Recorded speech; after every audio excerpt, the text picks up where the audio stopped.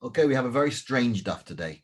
This is Psachim Kuf Yud, 110 in Masechet Psachim. And we're actually going to be starting on Kuf Tet Amud Bet, the end of the previous page, Kuf Tet Amud Bet. And we're starting a very strange section of Gemara, which is talking about demons and witches and the power of these things today, which is always a bit strange to encounter these things. This was part of the world of the people who lived in the time of the Gemara, and we're going to see what we can make of all this, and see if within this what seems to be complete nonsense there are truths to be found. Truths about human nature, and I think there are. I think this is quite interesting to see what we can actually discover here amongst what the rabbis are saying. It is a very peculiar piece, and you have to understand this in the context of the time. Numerologists certainly believed in certain things. Let's start, okay? I think it's important to point out that we're starting in an opposition. The Mishnah actually says lo yifchatu lo mi'arba. You should have no fewer than 4 cups of wine, and 4 we know to be 2 sets of 2. So it's not only is it a double, it's a double, and this is a problem for those that have fear of even numbers. And apparently there was this definite fear of even numbers at the time. And this is in fact what we learned from the Rabbanim. This is what the Mishnah the Gemara now asks. Hechi metakni Rabbanan midi da'ati beid de sakana. How can we, the Rabbanim, fix at the Seder something which is so dangerous, something which is susceptible to danger? What do they mean? Vatanya, because they've learned, there is this saying that the rabbis taught them, lo yochal adam trei. Man should not eat 2 things, and he should not drink 2 things, and he should not wipe himself twice, and he should not do what he needs to do twice. I think that's referring to sexual relations. You shouldn't do these things in pairs. You should never stop on an even number. If you do something twice, you should carry on and do it a 3rd time. And the Gemara goes on to say it doesn't count. On Seder night, Amar Rav Nachman, Amar Kra, Leil Shimurim, Leil Meshuma Uva Min HaMezikin. This is a day which you do not have to be scared of the Mezikin. Mezikin were kind of evil spirits that would be deliberately damaging. They were just damaging spirits that would hurt you. And as we shall see, this is something that they used to be worried about. These mazikin, these damaging agents. I'm trying not to use the word spirits or demons because there's a different word for those things. So clearly they consider them to be different things. But the mazikin were some kind of a damaging agent. The damage would come to you because of things being in pairs. I want to point out here that this fear of even numbers had its roots in Pythagoreanism. In the Greek, Pythagoras had it wasn't just he didn't just do mathematics of triangles. He had a whole school of numerology in Greece. And Pythagoras definitely believed that there was different properties of different numbers. And the thing about even numbers is that they can be divided. You can always divide them into 2. And you can keep dividing them into 2 until you get to an odd number. Some of them you can divide many times before you can get to an odd number. But the important thing is they can be divided. Now, here's the point, right? When you can divide something, you can create with it, right? This was going back to what we learned a couple of days ago when we were learning about Havdalah. When you divide, there was people who used to end the bracha Havdalah with the statement Yotzeh Bereshit. You create. So therefore, you create through fractal diversion. So when something grows, it splits, and then that splits, and that splits, and that splits. This is the way things grow, and they divide into growing. Now, as long as you've got an even number, that can divide, and therefore they were scared. The Pythagoreans believed that meant that things could divide indefinitely. If it was even, then you don't know where it's going. It can get out of control. It will become dangerous. Whereas an odd number, you know where you stand with an odd number. You can't divide it into two. Yes, you can maybe able to divide it into other numbers, but two, which is the usual division, you can't divide an odd number. So when you have an odd number, you're stable. When you have an even number, you are more susceptible to danger. That's what the Pythagoreans felt.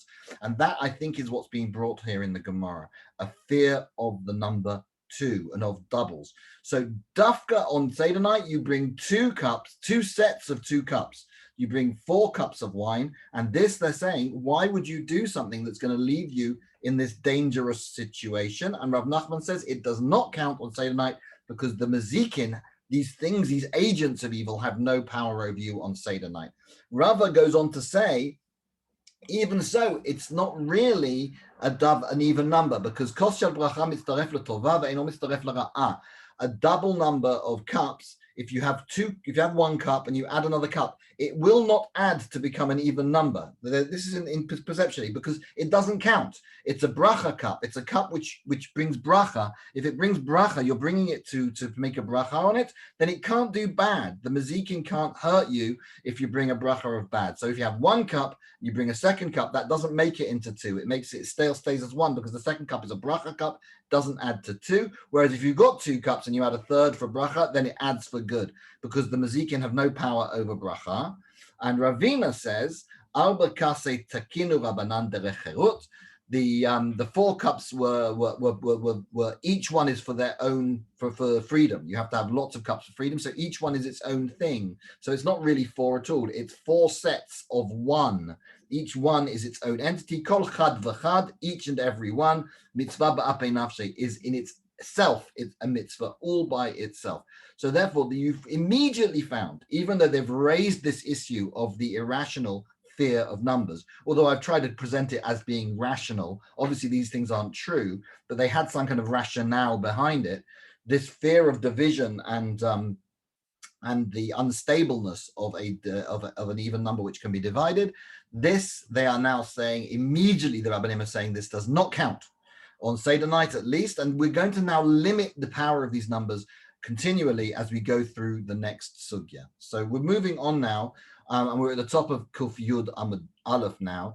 Lo yasetz lachav trei, and you should not do what you need twice, which I said to maybe sexual relations. Amai, why not? Nimlachu, why not? Every time you finish, that's enough. You don't want to you don't want to do it again. Well, a man certainly kind of like after the first sexual encounter, they kind of tend to relax and they takes an effort to start again, so therefore each one is a single thing, not multitude of things. So Abaya says in answer to this, so he's saying there's never really 2, and so he says that in Abaya says lo hachikama lo yochal trei v'yishteh trei. You shouldn't eat 2 and you shouldn't drink 2, but lo yaset rachav, and you shouldn't have sexual relations afilu pam achat, not even once.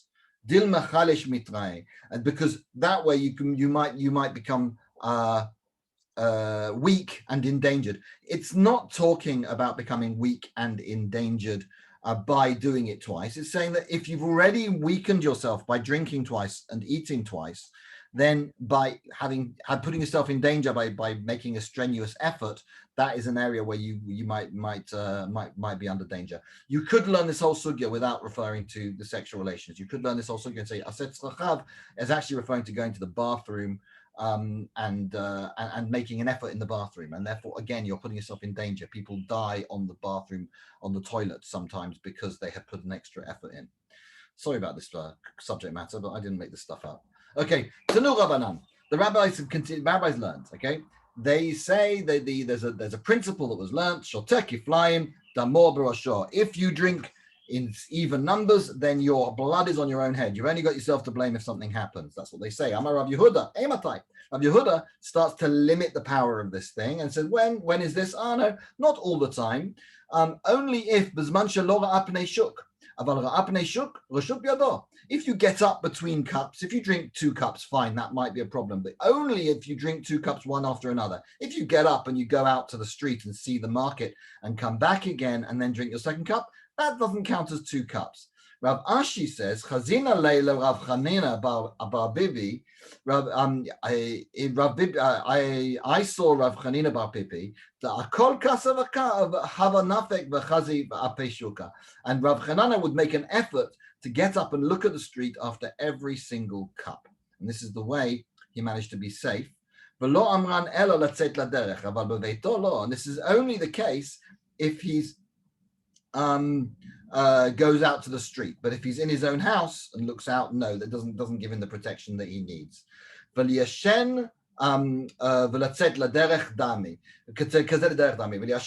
So if you fall asleep, that's like going out onto the street, right? So it's like breaks things up. You can have a glass of wine, have a little sleep, have another glass of wine, and then that's considered two separate cups.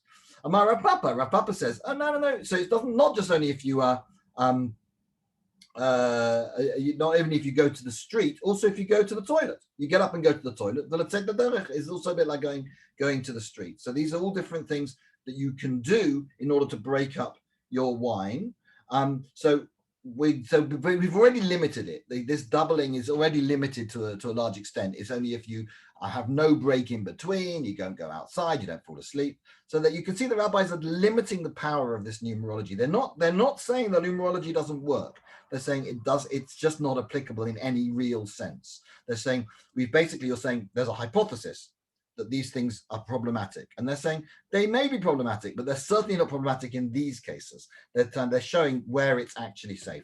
They're saying no, so it doesn't affect inside the house. Abaya as Rav Mani Kshure says. The Abaya kishati chadakasa, the thing that Abaya used to do. Kishati chadkasa, when he drank 1 cup of wine, mankit le ime trei kasa betrei yadeh. His mother would come with 2 cups of wine, right? Whenever she saw Abaya drinking 1 cup of wine, she would be ready with 2 wines in two cups of wine in her 2 hands. She would bring them to him to make sure that he only drank an odd number of wine. So if he's going to drink another one, he should drink both of them and not just another one. So he has 3 rather than 2. Rav Nachman bar Yitzchak shate trekase, when he drank 2 cups of wine, mankit le shamay chadkasa, his servant, his shamus, would stand in front of him with 1 cup, because he's drinking 2 cups. There'd be one. He'd always be standing there with 1 cup, and you wouldn't let him go until he's drunk the 3rd cup. Chadkasa, if you drink 1 cup of wine, mankit le trekase betreyade. If you drank 1 cup of wine, then the shamus would always be standing there with 2 cups, ready to give him his other 2 cups to make sure he never stopped on 2 cups. And then they're saying in that case, Adam Chashuv Shani. So the question here was, surely this is what they're talking about, the story of Rav Nachman and the story of Rava. These are things that happened in their houses. So why are we saying that this has no effect inside the house? It only affects if you're out to drink. If you're in your own house, it's no effect. No. These are important people, and important people, the mazikin are really out to get them. So they have to be particularly careful even in their own homes. Amar Ula has another statement about this. So we've limited it down, by the way. Where we got to so far, we've limited down their power. It doesn't work in the house unless you're a very important man, and it doesn't happen, and it doesn't work if you have any kind of break between the cups. Ula goes on to say, also there's a number limit here. He goes on by saying, Asara kosot ein behem mishum zugot. 10 cups, if you have 10 doesn't count, right? We know that even numbers might be problematic, but if it's 10 cups, then that doesn't count. Why not? Ula latame. Ula, what he agrees with. He says to Amar Ula, because Ula says, we learned this in the Mishnah. Asara kosot tiknu chachamim beveit ha'avel. That you're supposed to drink 10 cups of wine in a house of mourning. And then he asked the question. It doesn't matter why. It's not important. The important thing here is that the rabbis did fix that you're supposed to have 10 cups of wine in the house of mourning. And he says, Isal kadatcha, if you really believe that asara kosot yesh ben mizvum zugot, if you think 10 cups are going to be dangerous because of even numbers, then the rabbis would never have said you have to have 10 cups of wine at a morning house. They wouldn't do that because it's dangerous. So we know that they couldn't say that. Aval Tamanye, let's go down from 10, the next even number down, that's 8. Aval Tamanye yesh bein mishum zugot. But 8 does have mishum zugot. That does actually, is actually dangerous. So says Ulla, but Rav Chisda, who's a generation below, he comes along and says, look, Rav Chisda v'Rabba bar Rav Huna, the Amrei Klavahu, they said, they weren't actually a generation below, they were the generation above. It doesn't matter. They come along and they were bringing their statement to say, Shalom l'tova mitzaref l'ra'a lo mitzaref. The word shalom can add onto the number in order to make it an even number, an odd number, but not an even number. What they mean here, when they say shalom here, you will see as we go through here, we're referring to the bracha of the Kohanim. The bracha of the Kohanim has 3 lines. Yivarecha Hashem vishmerecha, that's 3 words, 3 in the first word. Ya'er Hashem panav elecha vichuneka, that's 5 words. Yisa Hashem panav elecha v'yasem lecha shalom, so that's 7 words. So it's 3, 5, and 7, all odd numbers, all odd numbers. So what they're saying here, they're saying 8 can be dangerous, but it can't be dangerous because you've got shalom. The last word of the 7 is shalom. So if you've got if you're counting using these words, if I'm saying I want to count to 7, I say shalom. That's how I count to 7. Right? Then you can say shalom l'tova zug mitzaref l'ra'a lo mitzaref. The shalom will always be able to add on to make it into an odd number rather than an even number, but it will never add to make it an even number. So therefore, 8 is also not going to be possible. But 6 is also, but 6 could be dangerous because that adds on, because 8 would be adding on from shalom, but shalom, because shalom is 7, 8 would be adding on from shalom, and they're saying, well, we can't add on from shalom because that would be, so therefore it stays at 7, because shalom does not go up another one. But if you go down a further one, then 6 would. And they, of course, they say no. Rabbi Rav Shalom, they both said,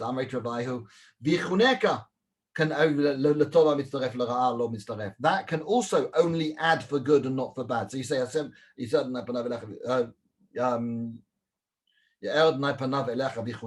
5. So therefore, with hanging on, if you count to the 6th, it doesn't count because the vichuneka can't add on for it. You can't add on to it for bad, only for good, because we're talking about a bracha. So therefore, as long as you're counting with with the bracha, it doesn't work. The next one, aval arba, would, and then you can guess what they're going to say. You can never get to 4 because you have to go Yivrecha Hashem Yishmerecha, and this Yishmerecha is hanging, waiting to see if you're going to add another one. It adds for good, so you're on 3. But if you get to the 4th, then it goes away. The Yishmerecha goes away, and you end up with 3 again. So therefore, you end up always. Doesn't matter whether you're on 10, 8, 9, 6, or 4. This numerology just does not work. We've got ways around it. They're saying we don't believe in this stuff because it doesn't seem to work. Doesn't believe it actually is dangerous. We can get around it always. But as the Rava Latame, and Rava is going according to his own opinion because we've seen somewhere else. The Rava Afkenihu lo Rabbanan ba'arba kosot. He would get up from sitting with the rabbis after he'd had 4 cups. He brazenly got up after having 4 cups. It's like Itzig Rava bar Levi. And even when he saw an anecdotal case of Rava bar Levi, who something bad happened to him, and they say, oh, this happened because he had 4 cups. No, he didn't worry about that. He said, that was for other reasons. That was because he was making a fuss in the Bet Midrash, so therefore he was punished for other reasons. It was nothing to do with numerology, says Rava. He doesn't believe an anecdotal piece of evidence. That's not enough for Rava. He says, no, that I would have to have a much clearer explanation for this. So Rava clearly did not believe in this problem with even numbers, certainly not for 4. Amar Rav Yosef. Now this is something which I always find one of those deep truths hidden in something else. Amar Rav Yosef. I'll read it to you first, and you'll realize, and let's see how this makes sense. Amar Rav Yosef. Yosef says the following. He says he had a discussion with a devil. Amar li Yosef Shida, a devil called Yosef. And the devil called Yosef told him the truth about numerology. He says, Ashmadai Malka Deshede.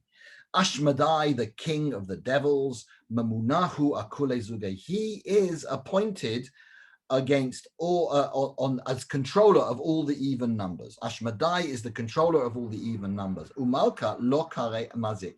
And here's the thing: he's the king of the demons. The king of the demons is not called a mazik. He's not an agent of damage. He's the king. He's not an agent. He's the king. Okay. So therefore, how can you possibly be afraid of even numbers? Because the even numbers are given over to Ashmadai, the king of the demons. And the king of the demons is not going to be busying himself fiddling with you, so you don't have to worry about it. And there's another, there's another way of learning this. You could say, no, actually the other way around. Malka, the king, right?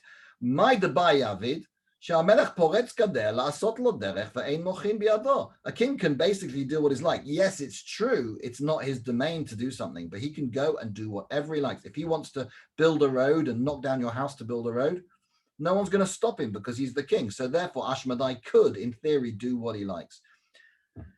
What I like about this piece is if you look at the story, yes, it's weird. Yes, of course it's weird. Rav Yosef's talking to a devil. But Rav Yosef, let's look and see who that devil is. The devil that Rav Yosef is talking to is called Yosef Shida. The devil Yosef. Rav Yosef is talking to a devil that has his own name. I think that really in here, we're looking at the point that the devils are inside us. These are our internal demons that we're fighting. And Yosef is saying, I've consulted my internal demons, and I realize that the control is in the hands of the king, and therefore we have nothing to fear. If you tame your internal demons, you have nothing to fear. That's what I learn from this. I think deep down there is a really, really big truth here, that when we talk about demons, we're not really talking about something external to ourselves. We're talking about something internal to ourselves. And that here in these very lines, Amar Rav Yosef li Amar li Yosef Shida, that I think is the Rav Yosef says that I have heard this from my internal demon Yosef is very interesting. That's my own little idea. But if you look further on, Rav Papa also speaks to Yosef Shida. So this is a bit more difficult to understand. How could Rav Papa also be speaking to Rav Yosef's internal demon? On the other hand, Rav Papa was a student of Rav Yosef, so it's possible he was learning from Rav Yosef, and Rav Yosef told him about this from his internal demon.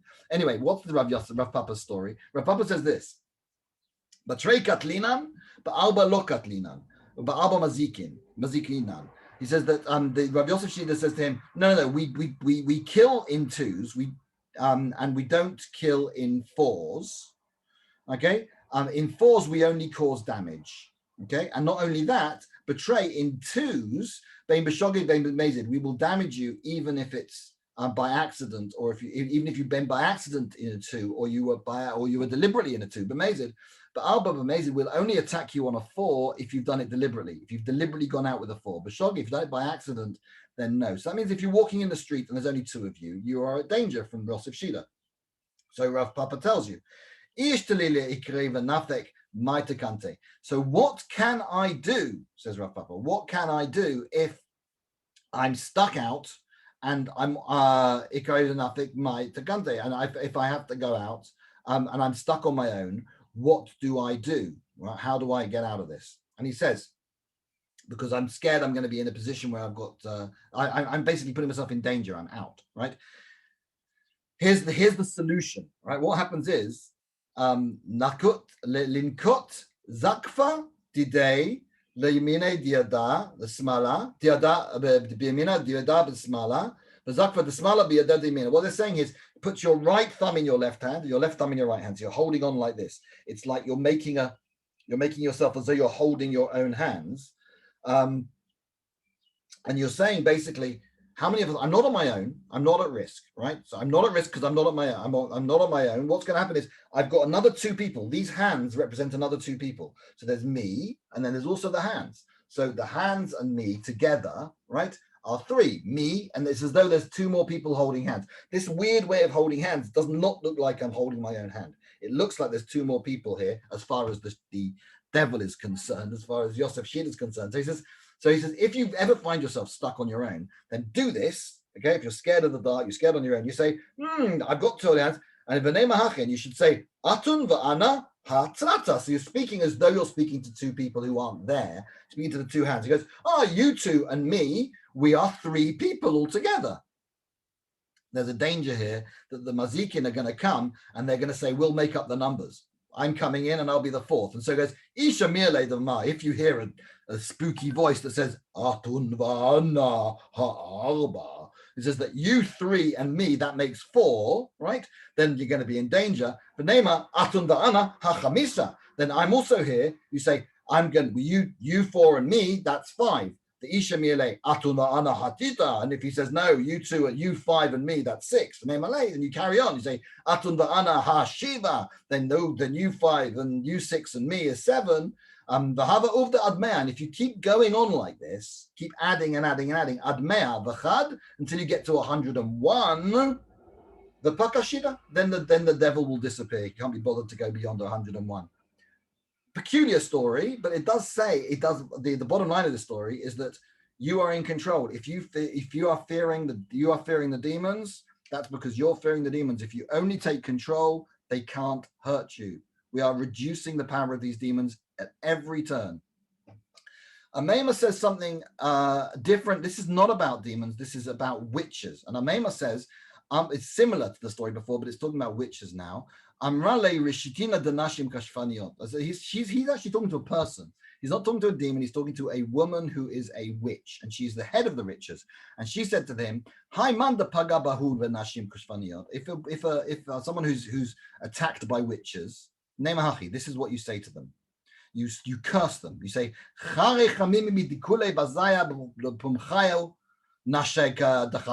says, you should have hot excrement in your mouth inside a torn basket made from date palms. You should have a date palm basket full of hot poo in your mouth. Oh, sorceress woman. Right? That's what he's saying, right? Basically, the word for poo here is actually not polite. It's the word chare. Chare is the impolite word. It's basically saying you should have hot shit in your mouth. I'm sorry to use that term, but I'm translating it as it's written. Because that should happen to you because you're a witch and you shouldn't be able to speak your evil incantations. You shouldn't be able to say them. And it goes on to say, karach karchaihi, you should pull your hair should fall out, because they used to use their hair in certain spells. If you read the beginning of Macbeth, you can see the kind of spells they used to use. And it's actually in the middle of Macbeth, but never mind. You can see the kind of things they would use to use hair. They'd add things to these potions. Parach parchaichi, and they would, and your crumbs that you used to sprinkle in there, they should be crumbled away. The ivdu tavlinaichu, and your weird herbs should all be scattered off. The pachad zika lamoika, and a wind should come, an evil wind should come and destroy your saffron, which was expensive. Your morika chadata, your fresh saffron should be destroyed. These are all things that the witches used to use. These are the things which were used by witches. And then you go on to say, until I came here, you say to the witches, until I came here, you were doing fine, right? Okay, you had favor. The gods were on your side. Hashta da'aitu lago. Now that I'm here, kachani, it's all cooled down for you, v'chanchi, and it's all on me. Again, taking command. If you feel you're under threat from witches, you take command of the situation and you say, no, I am in control of myself. You guys have got something to fear, not me. Remember, Amemar is very different from the stories of Rav Yosef and Rav Papa. Amemar is talking to people, real people who are out to get you. Witches may not have genuine witchcraft, but they are certainly trying. If there's a person involved, there's a definite real something to fear there. The Gemara goes on, but in the West, they weren't worried at all. West being Israel, they weren't worried at all about any of this nonsense. They didn't believe in this evil stuff, evil even numbers. They didn't believe in any of that in Israel. Rav Dimi min Ardaya kapid alayhu arushuma davita. But in Bavel, Rav Dimi, who lived in Naradaya, he would, even when he was counting his barrels in his cellar, he would count the barrels and he would make sure he always numbered them by odd numbers and not by even numbers. Hava Uvda, V'paka Chavita. On one occasion, he did stop counting at an even number. And would you believe it, Pakachavita, the barrel broke. Another piece of anecdotal evidence which was supporting those that believed already that even numbers were bad. They used this as an example. Klala de Milta, here is a definite grain of truth in the whole thing. Kol de kapid kapte bahade. The lo kapid bahade. If you are particular about even numbers, then the even numbers will be particular for you. If you worry about something, then things will go wrong. If you don't worry about them, then they won't go wrong. They only matter if you make them matter. It's a self-fulfilling prophecy. If you worry all the time about these things, then you'll notice things go wrong when you're on an even number. It's a 50% chance after all, and you'll have positive reinforcement of the idea. And so if you notice these things all the time, then you're going to notice them. If you don't notice them, then you're not going to notice them, then they're not going to make any difference to you. You're not going to have the fear. But they say, but nevertheless, we don't think this really has any real weight, but maybe we should just be worried, not do 4 cups of wine because we should be, there is a chance. As long as there's a chance, we haven't proven beyond doubt that you can't prove a negative. You haven't proven beyond that there's no danger. And if you're not sure, then maybe you should be a little bit worried about it. You're not sure, so take every necessary precaution. And they say here's the real reason behind it all. He says, Ki ata Rav Dimi. When Rav Dimi did come, Amar, he said the following. He said, there is actually a statement that was taught. Right? It says there are particular things which are dangerous. Shtei beitzim, v'shtei egozim, v'shtei kishuim. If you have 2 eggs, 2 nuts, or 2 squashes, you eat 2 of these things, that can be dangerous for whatever reason. But there was something else as well that you can't eat, and that's halakha l'Moshe Sinai. So there is two things. These things which you should not eat. Halakha l'Moshe Sinai. We say this is actually a halakha. Rav Dimi says this is halakha l'Moshe Sinai. You shouldn't eat these 2 things, not necessarily because it's dangerous, but you shouldn't be eating because it's a halakha. And so therefore they say, we didn't know what the 4th thing was. We knew beitzim, we knew eggs, we knew nuts, and we knew squashes, but we didn't know what the last thing was. And because we didn't know what the last thing was, and we knew there was halakha hanging around there that we don't know about, they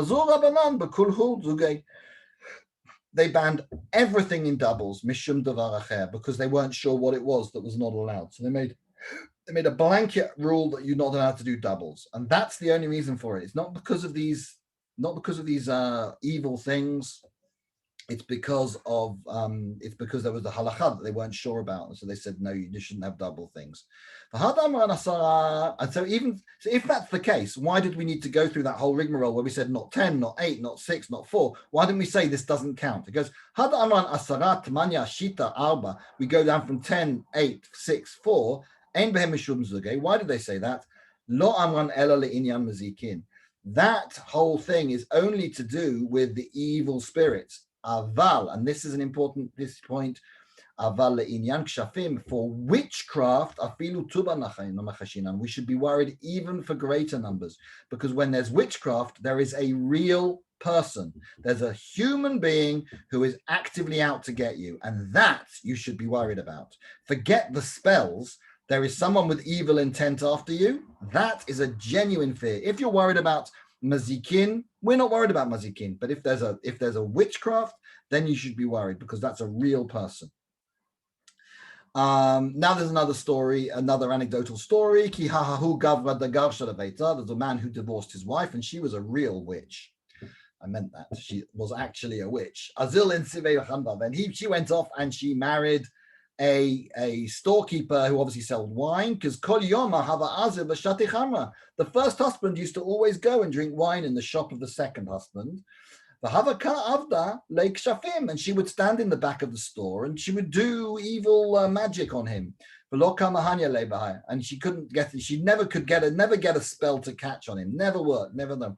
Why? Because he was very careful not to drink and to leave on a double cup of wine. He would only ever leave on an even number. Yom Achade One day he drank more than he normally did. He didn't know how many he drank. Up to 16 cups he knew that he'd drunk. He counted. But he was worried about his life. And from then on, he couldn't keep count, and he lost track after 16, 17, 18. Was it 18 cups or 19 cups? He couldn't remember. Until he wasn't careful about his life. So he actually went out of the inn in the end, and he did go out on an even number, let's say 22, 26. He went out after having a lot of wine, and he stopped on an even number. And when he went out, this Arab merchant was walking past, and he says, it's a dead man walking. You are a dead man walking, he says. He sees him, and he's scared. The guy's scared. And he goes and he hugs a date tree out of fear. The date tree bursts into flames, and the guy dies. Another weird story about witchcraft. I can't explain it. What I will say is that it does seem interesting that there's this Arab character at the end, this Arab traveler who's walking past, who seems to put the fear of God into him, and that may well have something to do with the story. But it's an anecdotal story. Amar Rav Avira, Rav Avira is now going to further limit the power of these things, and Rav Avira says, Chanut ein ba mishum zugot. If you're in a shop, if you're drinking in a shop or in a bar, that doesn't count for doubles. Nimlach, if you have decided between cups not to, that doesn't count for doubles. For oreach, if you're a guest in someone's house, ein ba mishum zugot, then it doesn't matter. Isha, if you're a woman, ein ba mishum zugot, then it doesn't matter. Isha chashuva chayshinan. But if it's an important woman, as we know, all women are important, then there is a problem with zugot. And at every step of the way, they are trying to cut down how much they're cutting down on every step of the way how much power these even numbers have. Moving on even faster. Amar Rav Chanina bar Yeshua. There's a statement of Yeshua says asparagus. Asparagus is not asparagus. Asparagus was some kind of a strong drink, some kind of yeast extract drink, a bovril or something like that, or some kind of Marmite drink. Mitzaref latuva. That would that would take your number into an odd number if you're on an even number, and it wouldn't take your number to an even number if you'd had it in the odd number. So that's some kind of an alcoholic drink. Rav Shvina says in the name of Rava, Zug lechumra va'amrei zuga lekula. That the even number is only a string. You should be strict about it, but they don't say even numbers if they want to make it to be more lenient. Amar Rav Yosef trei chamra v'chad shikra. If you have 2 cups of wine and 1 cup of beer, lo mitzaref. That doesn't add up. Trei chamra v'chad shikra lo mitzaref.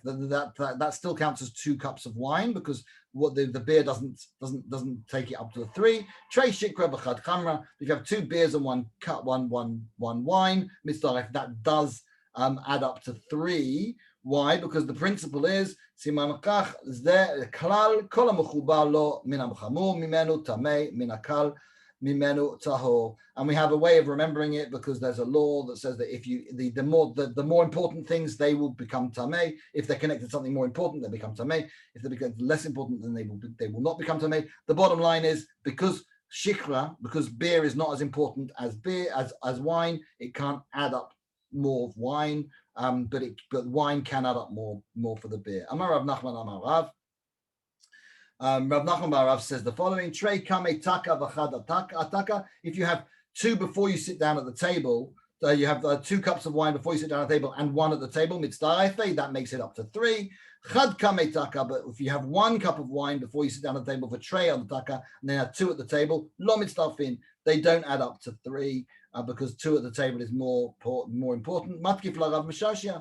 Rav Meshashia says, hang on, what are you talking about? Are you saying it's the table that's important? No, that's The even number is about the person drinking, not about the table. So you have 2 at the table. Doesn't mean anything. He goes, no, but we're actually talking about the man. This is actually what we're trying to do. The kule alma trei ataka v'chad bata ataka.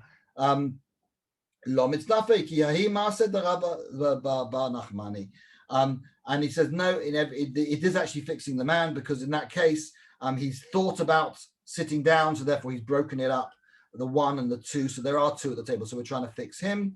And everyone agreed that 2 at the table and 1 after the table, lo mitzdafe, they don't add together. What you have at the table, you have to get up from the table when you've already onto an even number, an odd number. Because there was some kind of story about Rabbi Nachmani that they all knew, and that they were worried about the evil spirits once you get up from the table. Amar Rabbi Yehuda, Amar Shmuel. Rabbi Yehuda says the name of Rabbi Shua. Kol mazug mitzaref chutz min hamayim. Any mixed drink does count, except for water. And Rav Yochanan Mamar says afilu mayim, even water counts to reduce the power of these about the power of these even numbers. Rav Papa says lo chamran ela chamime lagu karire. Kari lagu chamime, aval chamime lagu chamime v'kari go karire lo. He says this only matters if you have hot drink in a cold cup or a cold drink in a hot cup. But as long as you have a cold drink in a cold cup and a hot drink in a hot cup, in that case, none of this actually makes a difference. We shall leave it there. This continues tomorrow with these strange stories, and we shall continue then.